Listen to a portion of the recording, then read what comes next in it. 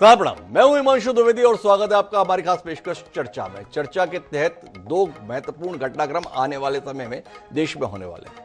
अगर सियासी दृष्टि से देखें, सामाजिक दृष्टि से देखें, देश की दृष्टि से देखें तो बजट आने वाला है। मोदी सरकार जो तीसरी बार अस्तित्व में आई है वह आने वाले वित्तीय वर्ष के संदर्भ में या चल रहे वित्तीय वर्ष के संदर्भ में कहें बजट लेकर आ रही है। जरूरत आन पड़ी है कि हम इस बजट पर बातचीत करें, विस्तार से समझने की कोशिश करें, जन अपेक्षाओं को जानें, सरकार की मंशाओं पर बात करें।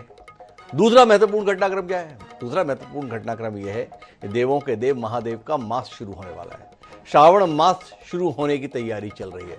22 तारीख से सावन मास मनाया जाएगा।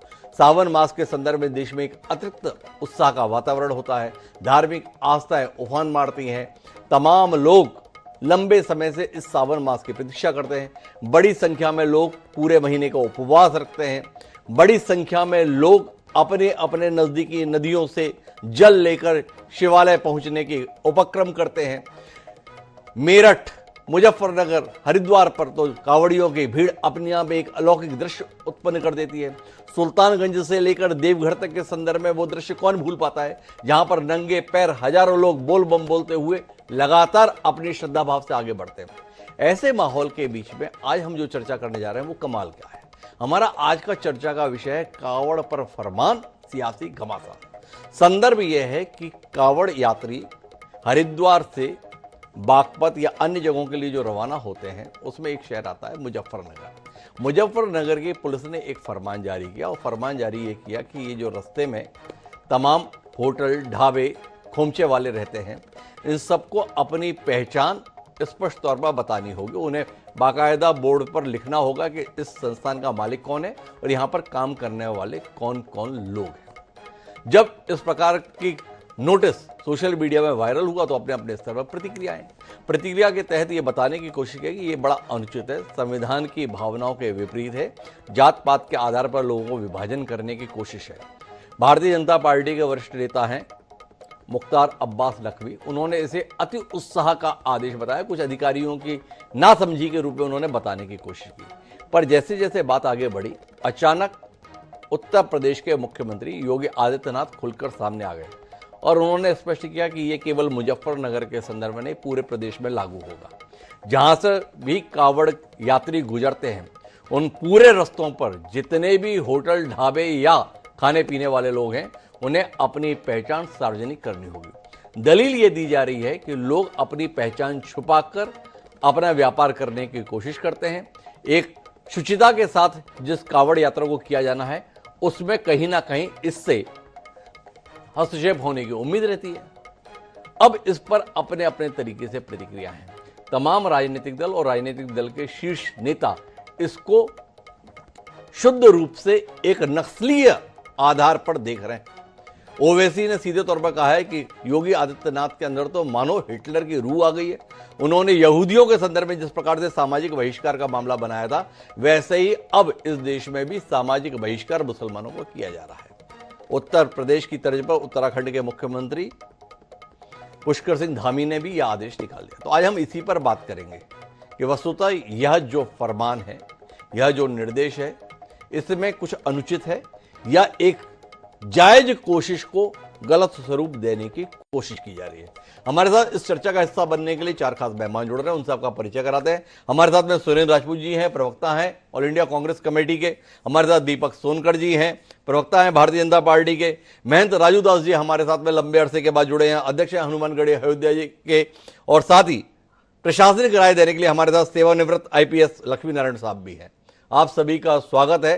चर्चा शुरू करेंगे हम दीपक सोनकर जी से, लेकिन उससे पहले चार बयान एक बार देखने सुनने की कोशिश करते हैं जो हमारे कार्यक्रम की बुनियाद है। एक बार देखिए। विशेष रूप से देखने में ये आया है कि कुछ लोग अपनी दुकानों के नाम, ढाबों के नाम, रेस्टोरेंट के नाम हिंदू धर्म के नाम पर लिखते हैं और जबकि चलाने वाले उनके मुस्लिम लोग होते हैं। मुझे यहाँ तक भी कोई आपत्ति नहीं है। दिक्कत यहाँ आती है कि जब वो अपनी दुकान में नॉनवेज बेचते हैं, बहुत सारे लोग, हमने देखा कई वीडियो जाहिर हुई हैं कि लोग थूक रहे हैं रोटी के ऊपर, रेस्टोरेंट में थूक भी रहे हैं, रोटी बना रहे हैं। हमने इसका कल जब विरोध किया तो जवाब आया, जब हलाल लिखा होता है तब तो आपको कोई आपत्ति नहीं होती। हाँ, बिल्कुल नहीं होती। जब शुद्ध शाकाहारी ही लिखा होता है तब भी हम नहीं पूछते कि साहब ये शुद्ध शाकाहारी जिस रेस्टोरेंट के बोर्ड पे लिखा हुआ है, इसका मालिक क्या हिंदू है, मुसलमान है, जैन है, सिख है, क्या है, हमें कोई फर्क नहीं पड़ता, हमें शुद्ध शाकाहारी खाना है, हम जाकर खा लेते हैं। ये करना जो ये कांवड़ यात्रा पे प्रपोज कर रहे हैं, इसके पीछे मंशा है इकोनॉमिक बॉयकॉट ऑफ मुस्लिम्स को नॉर्मलाइज करना, कैसे आर्थिक बहिष्कार का सामान्यकरण करना है मुसलमान। ऑर्डर है उत्तर प्रदेश की योगी आदित्यनाथ सरकार का, ऐसा दिख रहा है कि हिटलर की रूह उनमें समा चुकी है। ये क्रिस्टल नॉट मूवमेंट लग रहा है। हिटलर भी एक जूडन बॉयकॉट करते थे, इस तरह का बॉयकॉट हो रहा है उत्तर प्रदेश की सरकार की तरफ से। भाई आप होते कौन है ये करने वाले? प्रशासनिक विषय है, सुरक्षा और संवेदनशीलता का विषय भी हो सकता है। कहीं पर कोई ऐसी चीज सिक्योरिटी रिलेटेड होती है तो वो सरकार अपने, मगर मुझे एक बात नहीं समझ में आती है, ये पता नहीं क्यों हमारे विरोधी कोई भी विषय होता है वो नाम और पहचान छुपाने वालों के साथ क्यों खड़े हो जाते हैं। विषय कोई भी हो, मतलब वो आसाम से लेके केरल तक हो, वो विषय सुरक्षा से लेके केरल हाई कोर्ट के द्वारा यूज किए गए और वीएस अच्युतानंदन के द्वारा यूज किए गए लव जिहाद का हो, मगर पहचान छुपाने वालों के लिए इतने अरमान दिल में क्यों छुपे रहते हैं। तो कुल मिलाकर अपनी अपनी दलील है। चर्चा की शुरुआत सुरेंद्र राजपूत जी से करते हैं, क्योंकि उनकी पार्टी की बड़ी नेता है प्रियंका गांधी, बहुत नाराज हैं इस आदेश को लेकर। उन्होंने ट्वीट किया है, उन्होंने सीधे ट्वीट करके कहा है कि हमारा संविधान हर नागरिक को गारंटी देता है कि उसके साथ जाति, धर्म, भाषा या किसी अन्य आधार पर भेदभाव नहीं होगा। उत्तर प्रदेश में ठेलों, खोमचोर दुकानों पर उनके मालिक के नाम का बोर्ड लगाने का विभाजनकारी आदेश हमारे संविधान, हमारे लोकतंत्र और हमारी साझी विरासत पर हमला है। सुरेंद्र जी, चर्चा की शुरुआत यहां से करते हैं। इतना ही तो चाहा है, आप कौन है इतना बताएं, इस पे इतना ऐतराज क्यों है? माननीय सुधांशु त्रिवेदी जी आपके पुराने मित्र हैं, वो बोल रहे हैं पता नहीं ये लोग उन्हीं लोगों के साथ क्यों खड़े हो जाते हैं जो अपनी पहचान छुपाते हैं। जी सुरेंद्र जी, आप ही बताएं। हिमांशु भाई, एक प्रश्न आज मैं आपसे पूछता हूं जी। छोटा सा प्रश्न है, छोटा सा जवाब दे दीजिए जी। मेरी आवाज की मुझे वापस मिल रही है, ठीक करा दीजिए जी जी। मेरा आपसे एक छोटा सा प्रश्न है, मासूम सा प्रश्न है, जैसे आप करते हैं ना जी। आप किसके साथ खड़े? जी, मैं आप इस फैसले के साथ हूं कि जो भी जना व्यापार कर रहा है, अगर उससे उसका नाम पूछा गया है तो उसे अपना नाम सही बताना चाहिए। बताइए सुरेश जी। बिल्कुल, तो सच बात यह है कि जो आदमी व्यापार कर रहा है उसका नाम पता तो जीएसटीएन नंबर पर होता है जी। जो आदमी नाम पता क्या नाम व्यापार कर रहा है तो उसके आधार कार्ड पर होता है जी। जो आदमी नाम पता कर रहा है तो उसके जो है सारी चीजें, उसके जो कागज होते हैं, जो सेल टैक्स के होते हैं, इनकम टैक्स के होते हैं, सारे टैक्सेस के, और जो नहीं, जो ठेले और खुमचे वाले होते हैं उनका नाम पता जो है नगर निगम के लाइसेंस पर होता है जी। तो ये तो पहले से कहीं कोई ऐसी बात नहीं है। असलियत क्या है कि ये बरसों बरस से, सैकड़ों बरस से, ये मैं रहने वाला हूं सहारनपुर का, मैं आपको बताऊं जी। और मुजफ्फरनगर का कांवड़ हमारे यहां से होकर के जाता है जी। ठीक है ना। बचपन से हम देखते रहे, हमारे यहाँ 50 गांव हैं, 50 गांव जो मुस्लिम बाहुल्य गांव हैं, जो सड़क के किनारे, हमारा गांव सड़क से अंदर है जी। तो वो जो मुस्लिम बाहुल्य गांव हैं वो कांवड़ वालों के लिए छांव भी लगाते हैं, पानी भी रखते हैं, बाकी सामान भी रखते हैं। दुकानें तो अब लगने लग गई, उन्हीं के बाग के आम भी होते हैं, उन्हीं का सब कुछ होता है, और हंसते खुसते कांवड़ यात्री उनसे खाते भी हैं, पीते भी हैं, पैर भी दबवाते हैं जी। मैं आपको बताऊं, एक एक आपको शायद हो सकता है ना पता हो, पैर भी दबवाते हैं, पैर वो दबाते हैं पूरी तरीके से कि भाई तुम के थोड़ा सा सवाब हमें भी मिल जाएगा जी। आप इतना बोझ लेकर के जा रहे हो, आप गंगा जल लेकर के दोनों तरफ जा रहे हो, कुछ लोग 61 लीटर लेके जाते हैं, कुछ 21 लीटर लेके जाते हैं, कुछ 11 लीटर लेके जाते हैं, ऐसे ऐसे करके उनके कंधे जब दुखते हैं और उनके पैर जब दुखते हैं तो मुसलमानों के लड़के जो हैं वहां पर पैर दबा करके उनको जो है वो करते हैं, और बड़े जिसको शिद्दत से कहते हैं कि, और हम उनसे पूछते भाई क्यों करो, कहते साहब हमें भी शबाब मिलेगा जी।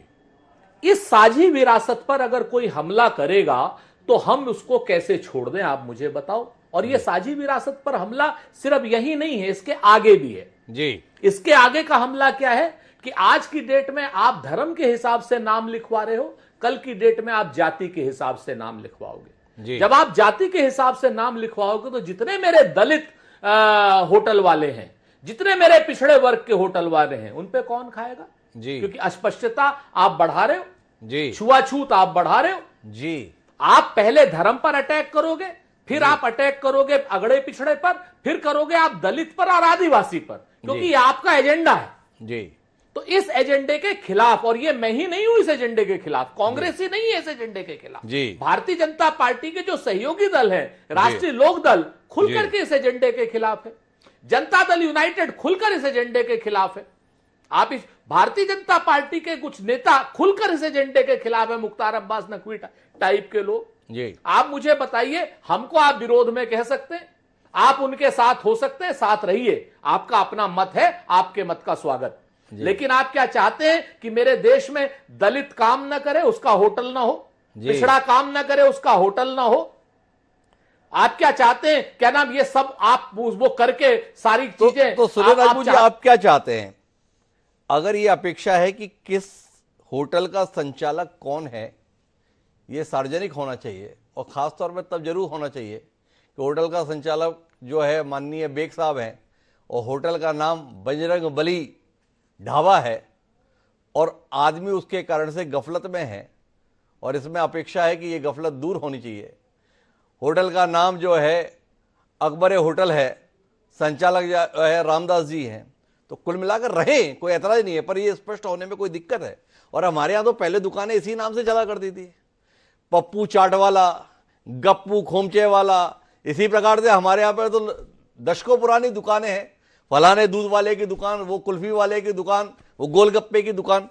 तो कुल मिलाकर आपसे ये तो नहीं चाहा प्रशासन ने कि आप गलत नाम चस्पा करें, ये चाहा है जो आप हैं वो पता होना चाहिए। तो सुरेश राजपूत जी से जानना यह है, जो आप हैं ये जानने की कोशिश विभाजनकारी कैसे, दमनकारी कैसे, और आपने कहा कि अभी इनका एजेंडा ये है। आप तो जाति आधारित जनगणना के इतने बड़े हिमायती हो सुरेश राजपूत, हमारे यहाँ कार्यक्रम में कितनी बार आप बोल चुके हो।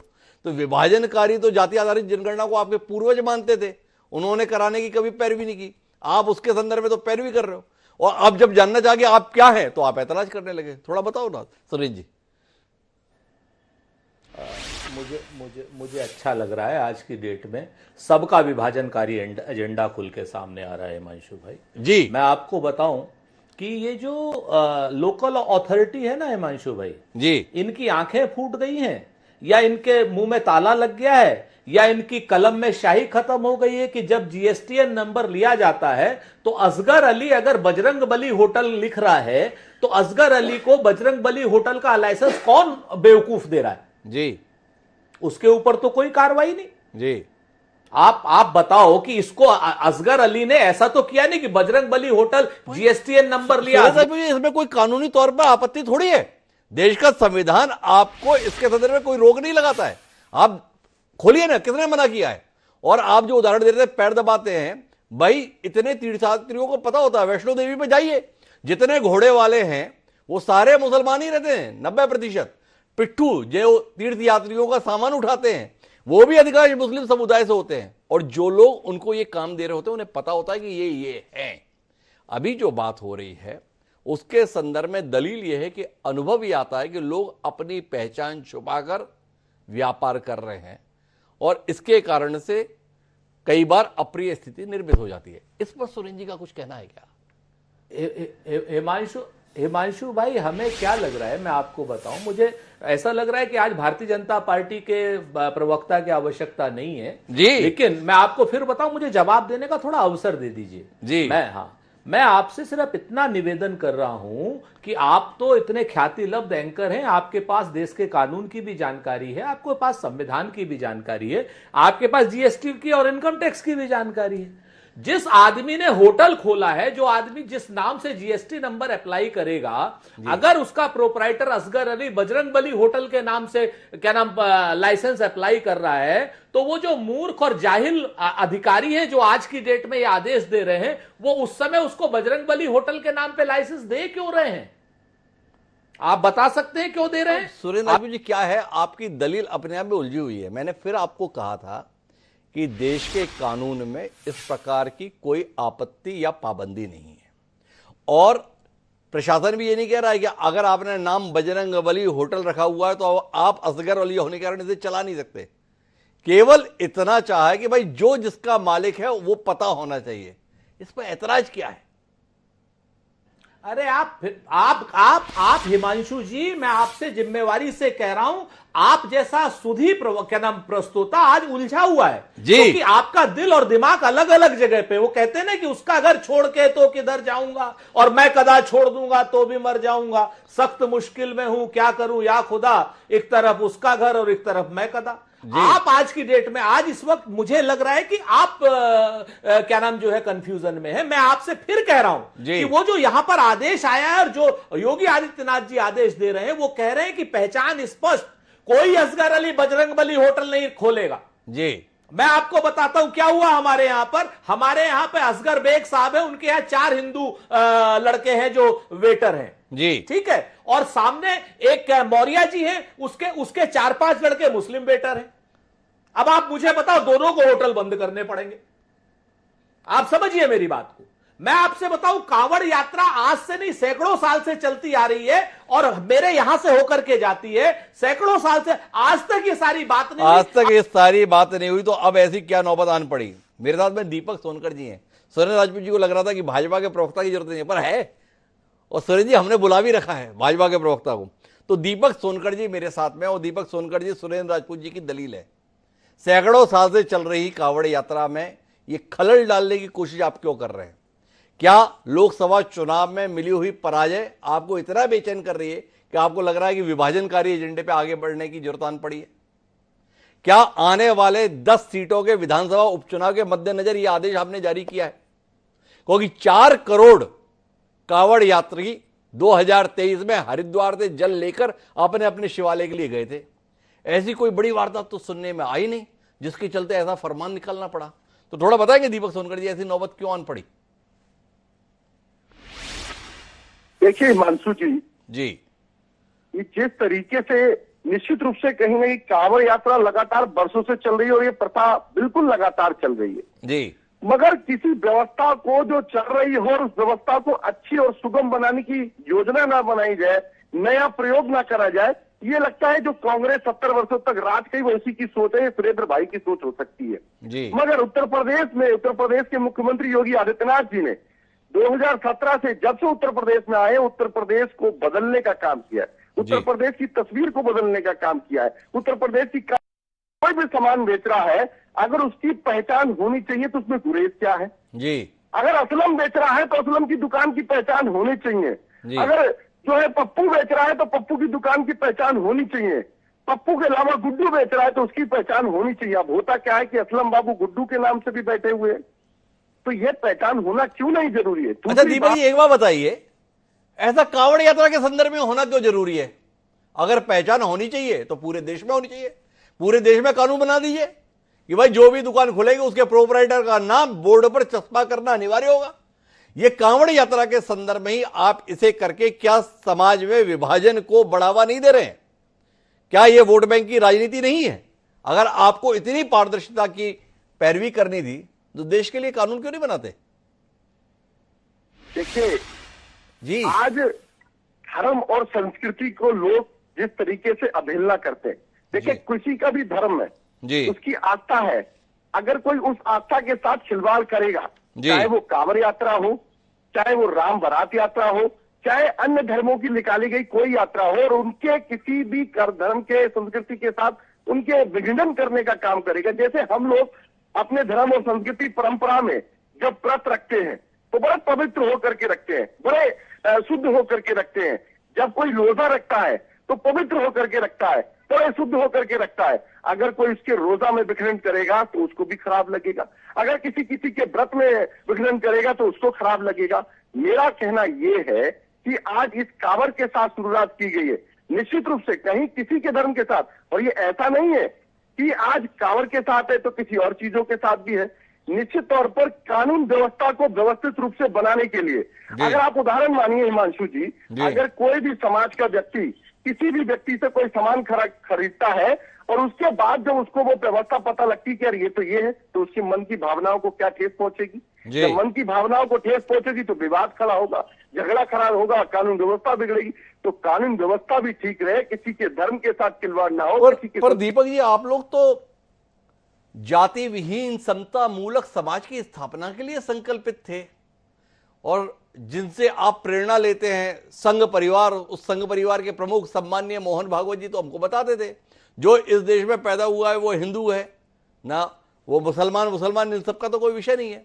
तो आप तो जाति विहीन समाज के पोषक थे, आप इंसान में भेद नहीं करते थे।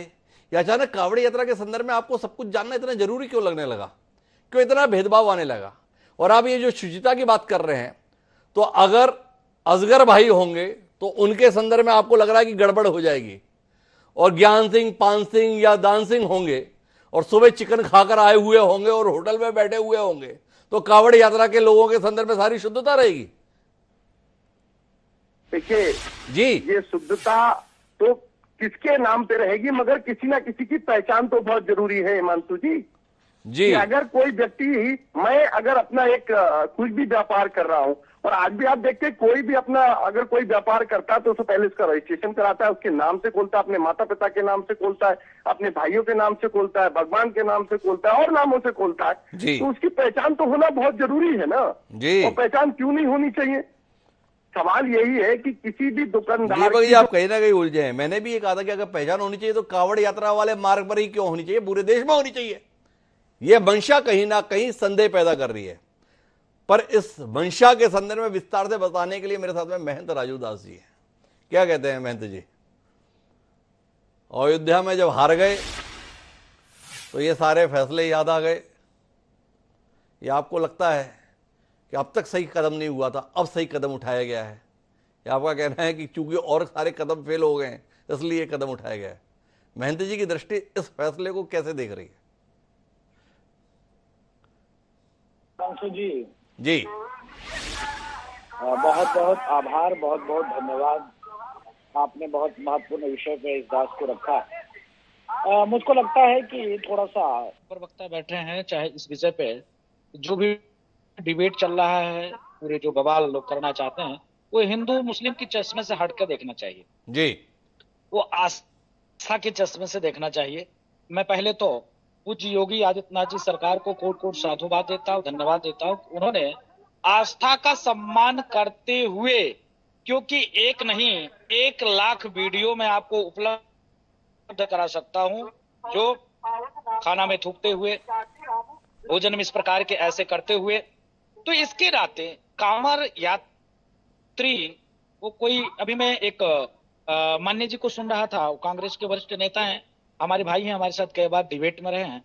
उन्होंने कहा है कि बीजेपी की मंशा ये है कि पहले हिंदू और मुसलमान करे, बाद में फिर दलित को अलग कर दे। मैं उनसे पूछना चाहता हूं, कभी उन्होंने कांवर उठाया क्या?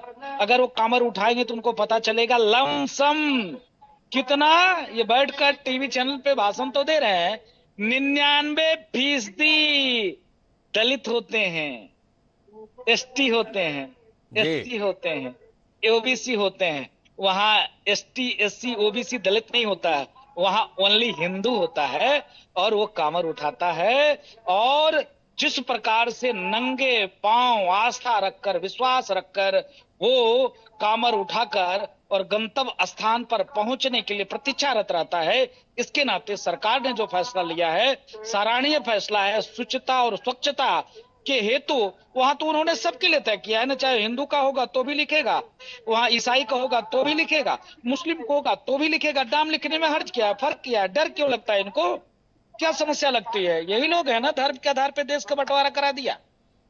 फिर भी हम सबको गले लगाते हैं। हमने तो कभी कोई भेदभाव नहीं किया, किसी भी प्रकार से भेदभाव नहीं है। आपने कहा अयोध्या हार गए, अयोध्या कभी नहीं हारे। अयोध्या कौन हारा? हार जीत लगा रहता है, इससे क्या लेना देना है राजनीति से? अयोध्यावासी सनातनी, अयोध्या में इतना सुंदर भाव है ना महाराज, आप समझो हम साधु हैं, और अयोध्या के संतों ने, साधुओं ने मस्जिद बना के दिया है, 3-3 मस्जिद हनुमानगढ़ी ने बना के दिया है। इनके विचार को फॉलो हनुमानगढ़ी में पूज्य महंत ज्ञानदास जी महाराज फॉलो करते थे। उन्होंने नमाज तक पढ़वाया है, आपको जानकारी हो तो। और किसी मस्जिद में यहाँ पर हनुमान चालीसा नहीं हुआ है, लेकिन इन्होंने नमाज करवाया है। तो हमारे यहाँ किसी भी प्रकार का भेद नहीं, न हिंदू न मुसलमान न सिख न ईसाई, मानवता मानववादी और सभी धर्मों का सम्मान करते हैं। लेकिन मुझको लगता है कि कोई भी फैसला आता है, कोई भी फैसला आता है, पतन कहां से हिंदू और मुसलमान निकल जाता है, हिंदू और मुसलमान निकल जाता है, हिंदू और मुसलमान निकल जाता है। अभी मैं एक टीवी चैनल डिबेट पे था जी, और उसमें बीजेपी के प्रवक्ता से माननीय एक पत्रकार महोदय ने पूछा कि आप नारा लगाओ, अल्लाह अकबर, नारे हो तकदीर। उन्होंने नारा लगाया, लेकिन वो मुस्लिम धर्मगुरु थे, उन्होंने नहीं कहा, नहीं लगाया। लेकिन वो अपने आप को कहते थे कि मैं सेकुलर हूं, मैं सेकुलर हूं, मैं सेकुलर हूं, मैं सेकुलर हूं। तो सेकुलर का पैनामा मैंने देख लिया है, सिर्फ हिंदुओं पर ही लागू होता है, किसी मुस्लिम धर्मगुरु, किसी इस्लामिक के ऊपर नहीं लागू होता है। ऐसा महंत जी, डर जो है ना इस फैसले के साथ में, वो है सामाजिक बहिष्कार का। ऐसी कोशिश जिसका उल्लेख ओवैसी कर रहे हैं 40 के दशक में जर्मनी में हुई थी। वहां पर यहूदियों के घर इसी आधार पर चिन्हित किए गए थे और उनके बहिष्कार का नतीजा दूसरे विश्व युद्ध की विभीषिका के रूप में हमें देखने को मिला। तमाम विरोधी दल और साथ साथ एनडीए के घटक दल भी इस फैसले को लेकर सवाल उठा रहे हैं। उन्हें लगता है कि इस फैसले में मुसलमानों के सामाजिक बहिष्कार की भावना छुपी हुई है, चिन्हित किया जा रहा है, उनके व्यापार को प्रभावित करने की कोशिश है। उनके सवाल हैं, आप धर्मगुरु हैं, क्या कहते हैं आप इस पर? देखिए, मैं आभार व्यक्त करता हूँ। ऐसी हिंदुस्तान की सनातन संस्कृति, हम हिंदुस्तान के रहने वाले हैं, और सनातन क्या सिखाता है? धर्म की जय हो, अधर्म का नाश हो, प्राणियों में सद्भाव हो, विश्व का कल्याण हो। ये नहीं सिखाता है कि मेरा अल्लाह महान है, बाकी सब बेकार है, बाकी कोई नहीं है। ये तो 5 वक्त लाउड स्पीकर लगाकर बोलते हैं कि मेरा अल्लाह महान है, बाकी सब बेकार है। हमने कभी आपत्ति किया क्या आपको? कभी आपत्ति किया क्या? कभी नहीं आपत्ति किया। हम तो सबका सम्मान करते हैं, ऐसी कोई भी बात नहीं है। ये भटकाने का प्रयास है, लैंड ऑर्डर मेंटेन की विषय है। कैसे हमको शुचिता स्वच्छता हिंदू जनमानस को मिल पाए, कांवरियों को कैसे मिल पाए, इसके नाते सरकार का जो पहल है, इसका हर व्यक्ति को स्वागत करना चाहिए। आप मेरे इस सवाल का उत्तर नहीं दिए। मैंने आपसे पूछा था कि इसकी क्या गारंटी है कि अगर किसी गैर सनातन धर्मी का संस्थान होगा तो उससे शुचिता प्रभावित हो जाएगी, और बाकी जितने सनातन धर्मियों के संस्थान होंगे ना, उनमें सब कुछ मामला साफ सुथरा रहेगा। इसके संदर्भ में बताओ ना आप, वहां बकरा ना कटा होगा, वहां चिकन नहीं बना होगा, इसकी गारंटी क्या है? और रात में बोतल ना खुली होगी, इसकी भी गारंटी क्या है? जी हिमांशु जी, मैं आपकी जो विषय है वो जायज है, इसलिए जायज है क्योंकि ऐसा होता है। लेकिन सरकार इसमें क्या कर सकती है? सरकार के हाथ में वही तो कर सकती है। सरकार ने, अगर हमने कोई इच्छा जाहिर किया कि हाँ मेरे साथ ऐसे अप्रिय घटना होती है, ऐसा दुर्व्यवहार होता, तो सरकार ने प्रयास किया, तो सरकार अपने तरीके से प्रयास कर रही है। बाकी हमारे संस्कृति के ऊपर है, संस्कार के ऊपर है, व्यवहार के ऊपर है। और अगर वाकई में जो हिंदू होगा वो ऐसा कुकर्म नहीं करेगा। हम जहां सनातन को मिटाने की बात आए, संस्कृति को मिटाने की बात आए, जहां रामचरितमानस फाड़ने जलाने की बात आए, हम हिंदू होकर भी हंसते हैं। हिंदू होगा तो ऐसा नहीं होगा। अब जितने भी रेप केसेस होते हैं उसमें आधे से ज्यादा केसेस में हिंदू नाम ही होते हैं। अब हिंदू नहीं होगा तो भी वो रेप कर रहा है, चोरी कर रहा है, डकैती कर रहा है, तो दोनों चीजें मिली हुई हैं। क्या एक महज सनातन धर्मी या हिंदू होने के कारण से यह लाइसेंस प्राप्त हो जाएगा कि आपके सदन में कोई आक्षेप नहीं होगा? विषय गंभीर है, पर मेरे साथ में इस विषय पर प्रशासनिक राय देने के लिए लक्ष्मी नारायण साहब हैं, पूर्व पुलिस अधिकारी हैं। लक्ष्मी नारायण साहब, आपसे जानना चाहता हूं, इस विषय को 2 दृष्टियों से देखा जा रहा है, एक प्रशासनिक दृष्टि से और दूसरा राजनीतिक सामाजिक दृष्टि से। आपसे जानना चाहता हूं, आपका इतना लंबा तजुर्बा रहा है, ये आदेश वक्त की जरूरत है व्यवस्था बनाए रखने के लिए, या आदेश जरूरत है राजनीतिक लाभ प्राप्त करने के लिए? देखिए, जो राजनीतिज्ञ हैं वो अपने राजनीति के हिसाब से चलते हैं, और जो प्रशासनिक अधिकारी हैं वो प्रशासन को चुस्त और दुरुस्त रखने के लिए और सुचारू रूप से व्यवस्था को करने के लिए करते हैं। स्थानीय स्तर पर कई बार अलग अलग आदेश देने पड़ते हैं, जिसको सिर्फ रेगुलेशन के हिसाब से ही देखने की आवश्यकता होती है। लेकिन यह बात तो निश्चित रूप से सत्य है कि कभी भी आइडेंटिफिकेशन छिपाने वाली बात को बढ़ावा नहीं दिया जा सकता है। जी जितना भी प्रोप्राइटरशिप है, जहां पर भी जो प्रोप्राइटरशिप है, जैसे मकान है, मकान में सिर्फ नंबर नहीं लिखे जाते हैं, आदमी अपना नाम भी लिखता है। जी वो आइडेंटिफाई करता है कि ये मकान इस व्यक्ति का है। इसी तरह से ड्राइविंग लाइसेंस में भी आपका नाम होता है, सिर्फ नंबर नहीं होता है। आपका जो रजिस्ट्रेशन होता है गाड़ी का, तब भी आपका नाम होता है। तो हर चीज में आपका नाम एक महत्वपूर्ण विषय हो जाता है। तो जो भी प्रोप्राइटरशिप होती है, चाहे वो दुकान की हो, प्रतिष्ठान की हो, ठेले की हो, अगर वो नगर पालिका के माध्यम से जारी हो रहा है लाइसेंस, तो नगर पालिका की तरफ से भी जारी होना चाहिए। तो कहा ही जाता है कि डिस्प्ले करे। जैसे कोई डॉक्टर है, उसका जो एमसीआई की तरफ से रजिस्ट्रेशन हो जाता है, तो रजिस्ट्रेशन नंबर खाली वो नहीं लिखता अपने बोर्ड पे, वो अपना नाम लिखता है। वो फेमस किससे होता है? अपने नाम से, न कि रजिस्ट्रेशन नंबर से। जी तो उसी प्रकार से हर दुकान का एक नाम होता है और वो नाम के आधार पर उसकी प्रोप्राइटरशिप होती है। नाम तो उसका एक आइडेंटिफिकेशन के रूप में आ गया कि हाँ भाई ये नाम उसने अपना लिख दिया, रजिस्टर करा लिया। लेकिन प्रोप्राइटरशिप इज इंपॉर्टेंट। प्रोप्राइटरशिप में भी अगर लिखा जाता है कि प्रोप्राइटरशिप भी इसमें डिस्प्ले होना चाहिए।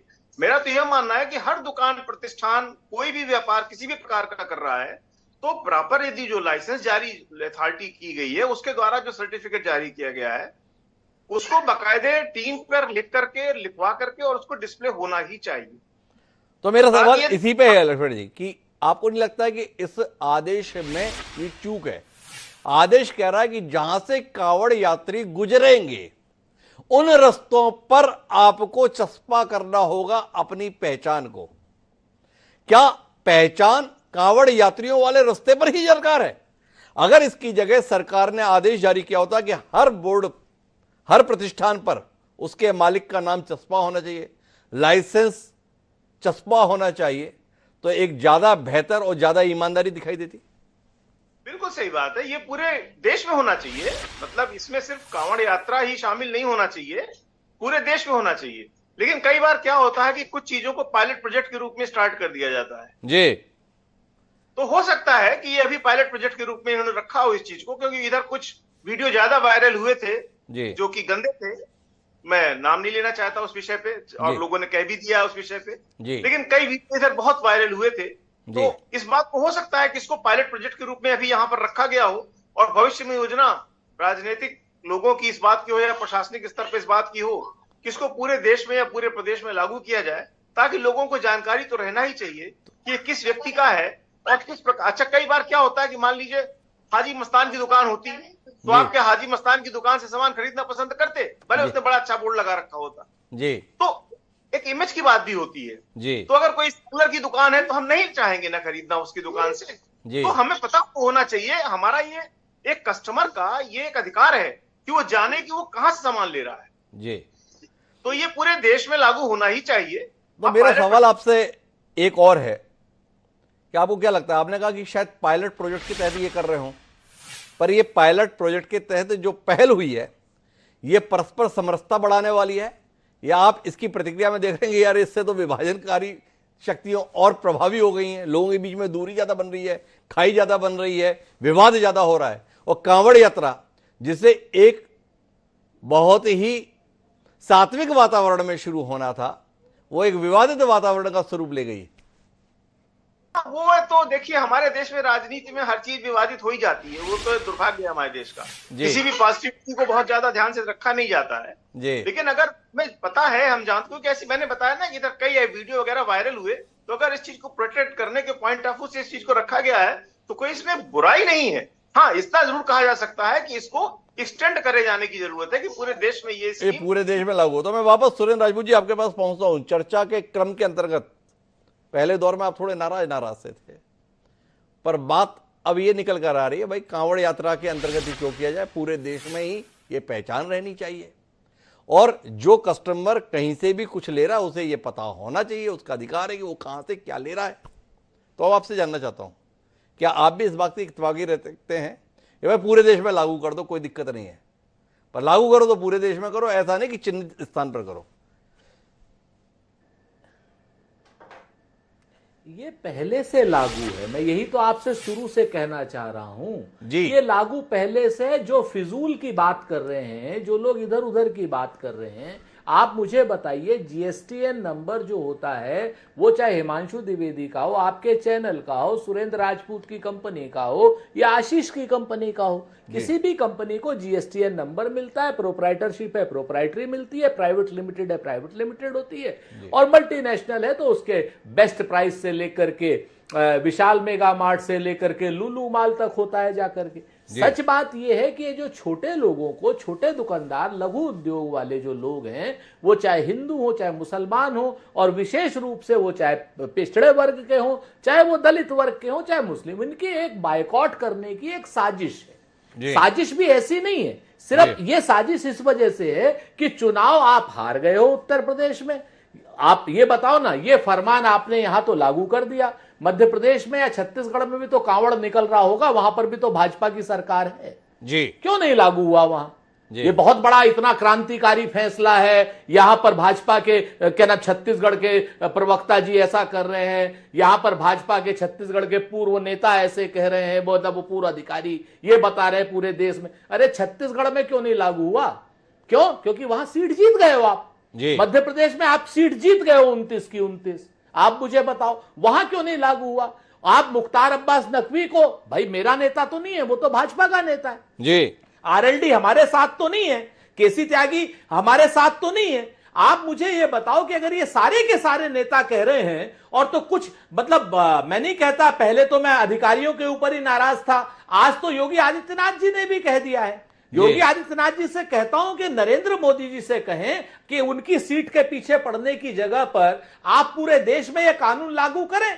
भाई कांवड़ यात्रा ऐसा तो है नहीं कि बिहार में नहीं निकल रही जी, ऐसा तो नहीं है कि छत्तीसगढ़ में नहीं निकल रही, ऐसा तो नहीं है कि मध्य प्रदेश में नहीं निकल रही। तो ये सारा जो pilot project, communal pilot project है, ये आप खाली यहीं क्यों कर रहे हो? ये खाली यहीं क्यों कर रहे हो? तो दीपक सोनकर जी से मैंने ये सवाल पूछा था, सुरेंद्र राजपूत जी और प्रभावी तरीके से उस सवाल को रख रहे हैं दीपक जी कि कुल मिलाकर ठीक से निपट गए उत्तर प्रदेश में, तो इसलिए आपको याद आ गया कि अच्छा ये एक तरीका है जिससे अपन वापस गोलबंदी कर सकते हैं। और उत्तराखंड में भी निपट गए, बद्रीनाथ भी निपट गया आपका, तो धामी जी भी बोले हम भी लागू करते हैं। तो थोड़ा रोशनी दीजिए ना, सुनील राजपूत जी जानना चाह रहे हैं। मैं मध्य प्रदेश में भी निकलती है, वहां तो ऐसा आदेश नहीं निकाले, छत्तीसगढ़ में भी कुछ लोग हैं जो कावड़ उठाते हैं, उनके संदर्भ में भी ऐसा फरमान आप नहीं निकाले।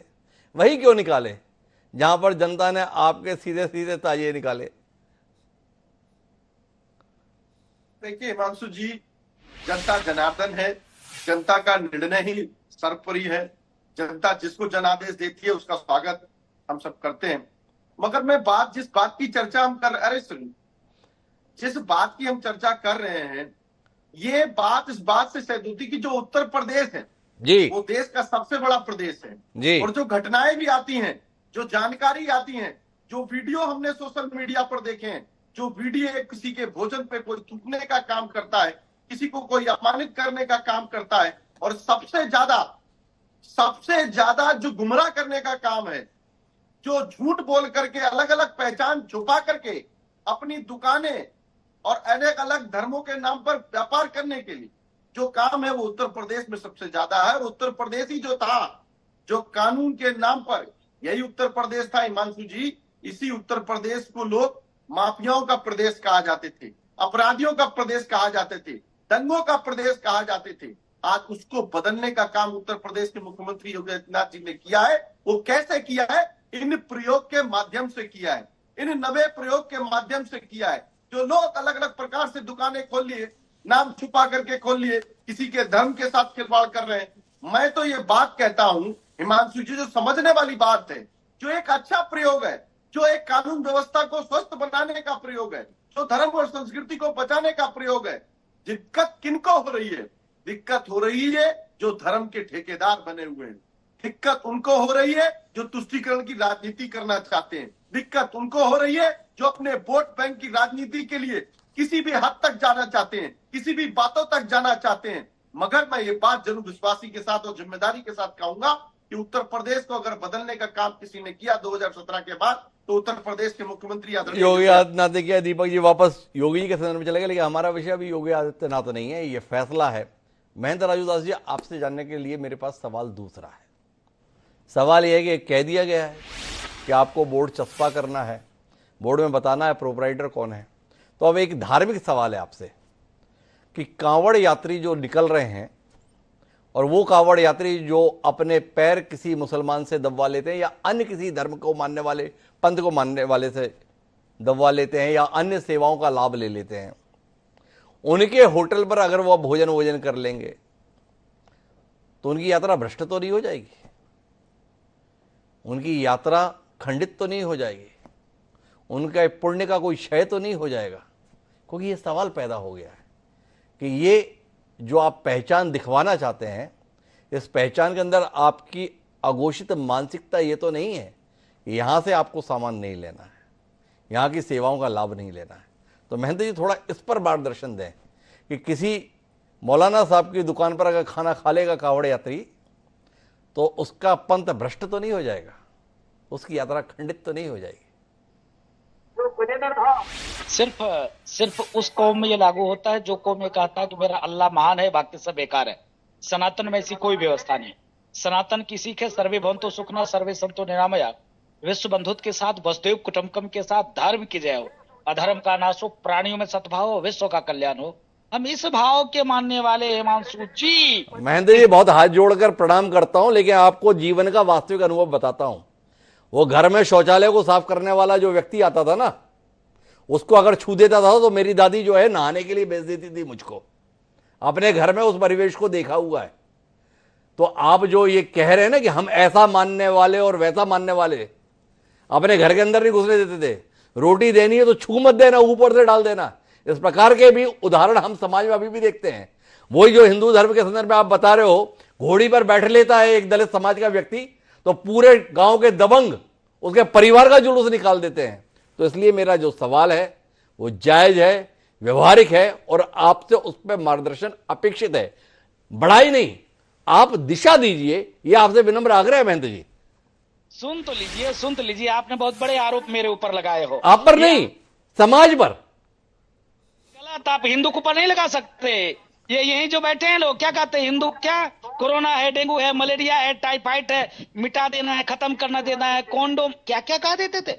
एड्स से भी ज्यादा आप तुलना आपने मुझको दे दिया है। रामचरितमानस नफरती ग्रंथ है, फाड़ देना चाहिए, जला देना चाहिए, प्रतिबंध कर देना चाहिए, मनुस्मृति को फाड़ देना चाहिए, ऐसे भी तो लोगों ने नारा लगाया। कभी आपने उस पर क्वेश्चन किया क्या? ये विषय नहीं है। आपने सनातन पे सवाल उठाए, सनातन पे कोई मायका लाल सवाल नहीं उठा सकता। हाँ, व्यक्तिगत राजूदास गंदे हो सकते हैं, लेकिन आप कहो साधु समाज गंदा है नहीं चलेगा। व्यक्तिगत हम इस चोले में है, ये चोला में रावण भी आ चुका है, तो क्या पूरा समाज गंदा है? क्या पूरे देश में आतंकवादी गतिविधि पकड़े जाते हैं? क्या सारे मुस्लिम कौम आतंकवादी है क्या? कोई कहा क्या? किसी में दम है क्या कहने का? तो आप इस प्रकार का आरोप गलत लगा रहे हो, ये ठीक नहीं है आपकी विचार। अरे महेंद्र जी, मैंने सवाल क्या किया, आप कहीं और चले गए। मेरा सवाल इतना ही था कि किसी हाजी साहब की, किसी मौलाना साहब की, किसी अकबर भाई की दुकान पर अगर कोई कांवड़ यात्री भोजन कर लेगा तो यात्रा खंडित तो नहीं होगी? इस पर आपकी द्वारा एक दिशा दी जाए। विनम्र सवाल है, आप बताएंगे। अगर आप कहेंगे कि नहीं होगा तो ये आरोप से मुक्ति मिलेगी जिसमें कहा गया कि सामाजिक बहिष्कार किया जा रहा है, व्यापारिक बहिष्कार किया जा रहा है। तो थोड़ा इसमें स्पष्टता दीजिए ना महेंद्र जी। ये हिमांशु जी, आप बैठकर चैनल पे बहिष्कार कर रहे हो, हम नहीं कर रहे हैं। अगर हमको बहिष्कार करना होता तो हनुमानगढ़ी के नीचे में लड्डू का दुकान है जी, किसका है? मुसलमान का है। हनुमानगढ़ी के बगल में चूड़ी का दुकान है, किसका है?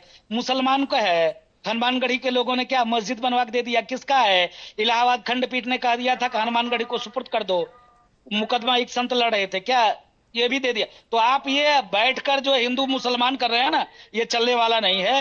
ये भारत देश है। और कोई रही कांवड़ यात्रियों की बात, तो कांवड़ यात्री कहीं से सामान ले सकते हैं, कहीं से खा सकते हैं, किसी का सहयोग ले सकते हैं, किसी के पास जा सकते हैं, स्वतंत्र हैं। लेकिन प्रशासन की परम जिम्मेदारी है कि उनके पास किसी भी उनके साथ अप्रिय घटना ना घटे, उनके साथ कोई अभद्रता ना करे, उनको स्वच्छता मिले। अभी आप सुरेंद्र राजपूत जी से पूछ रहे थे जी कि अगर कोई दारू पीकर भी, हिंदू भी दारू पीकर कार्य करता है हिंदू भी मीट खाकर करता है, जी स्वाभाविक है, ऐसा होता है। जी। आप बोल रहे थे। जी। तो विषय ये है कि अगर सनातन संस्कृति, संतों के चरण, अगर वो मंदिर जाता होगा, साधुओं से प्रेम रखता होगा, तो ऐसा कार्य नहीं करेगा। ऐसा कार्य नहीं करेगा। लेकिन सबसे महत्वपूर्ण बात जो महंत जी ने कही वो ये कही कि अगर कांवड़ यात्री यात्रा के दौरान किसी अन्य पंथ या धर्म को मानने वाले के यहाँ पर भी भोजन आदि ग्रहण करते हैं तो उससे उनकी यात्रा पर कोई विपरीत प्रभाव नहीं पड़ता है। लेकिन पता तो होना चाहिए कि मैंने कहाँ खाया, किसके यहाँ खाया। तो मैं आखिरी बातचीत के लिए एक बार फिर अपने सेवानिवृत्त अधिकारी महेश जी के पास जाना चाहता हूँ और लक्ष्मी नारायण जी आपसे ही जानना ये चाहता हूँ कि जिस प्रकार का विरोध तमाम राजनीतिक दल दिखा रहे हैं, आपको लगता है कि इस आदेश का क्रियान्वयन हो पाएगा या ये विरोध क्रियान्वयन के प्रति योगी आदित्यनाथ की संकल्प शक्ति को और बढ़ा देगा? आपका तजुर्बा क्या बोलता है लक्ष्मी नारायण जी? नहीं, डेफिनेटली थोड़ी दिक्कतें आएंगी क्रियान्वयन में इस प्रकार के आदेशों, क्योंकि वो एक पॉइंट पे किया गया है। यदि जनरलाइज्ड आदेश होता तो शायद क्रियान्वयन में उतनी दिक्कतें नहीं आती, और हमारा मानना है कि इसको जनरलाइज ही करके बात करना चाहिए था।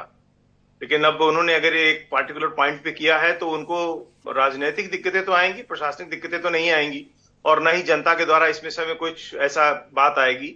यह राजनीतिक विषय ज्यादा हो गया है और जनता का विषय कम है। तो ये राजनीतिक विषय बनाया जा रहा है जबकि ये विशुद्ध प्रशासनिक विषय था। इस संदर्भ में कौन इंकार कर सकता है कि जो है वो अपनी पहचान सार्वजनिक रूप से बताकर रखे, और तमाम संस्थान इस प्रकार से अपने आप को जाहिर भी करते हैं। अगर आप दिल्ली से चंडीगढ़ के रास्ते पर चले जाएं, दिल्ली से आप हैदराबाद के रास्ते पर चले जाएं या दिल्ली से आप हरिद्वार के रास्ते पर चले जाएं, तो आपको तमाम ऐसे दुकानों के संदर्भ में बड़े बड़े अक्षरों में लिखा हुआ नजर आता है कि ये ढाबा, ये होटल का संचालक कौन है। अगर इसे एक आदेश की शक्ल में सरकार ने चाहा है कि लोग अपनी पहचान छुपाकर व्यापार ना करें, तो इस फैसले पर ऐतराज की जरूरत क्या है? एक ऐसा फैसला जो समाज में पारदर्शिता लाए, एक ऐसा फैसला जिससे सामाजिक रूप से विभेद की उम्मीद ना रहे, एक ऐसा फैसला जो किसी प्रकार की अप्रिय स्थितियों को समय रहते ही टाल सके, तो उस फैसले के क्रियान्वयन में सबको सहयोग करना चाहिए, ना कि इस फैसले के आधार पर अपनी राजनीतिक रोटियां सेकने की कोशिश करनी चाहिए। तमाम राजनीतिक दल जितनी भी दलील दें, पर किसी भी आदेश में यह नहीं कहा गया है कि आप जो हैं उससे इतर अपने आप को जाहिर करो, पर आप जो हैं वो आपको सार्वजनिक रूप से जाहिर करना चाहिए और इस फैसले का समर्थन होना चाहिए। इस स्पष्टता के साथ आज के इस कार्यक्रम में इतना ही। समय अब इजाजत लेने का, तो मुझे दीजिए इजाजत। सोमवार को फिर मिलेंगे, तब तक के लिए सादर प्रणाम।